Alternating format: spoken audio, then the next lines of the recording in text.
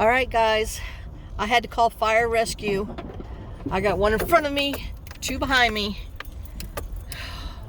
So to get me out of the house, and I'm heading south. Gotta go, bye. All right, guys, now I'm stuck on the hill. It won't go up.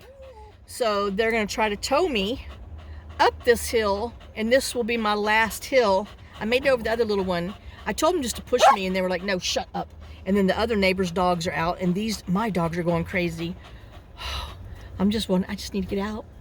I need a four-wheel drive. I need a lot of stuff. I'm gonna get a job.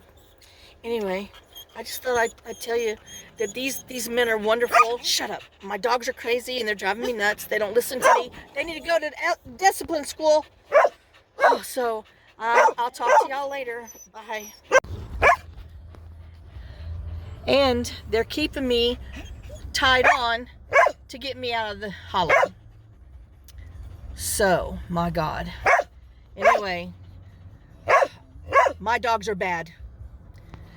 So, I'm getting out. Oh, God. It's bad. Okay, I'll talk to y'all again.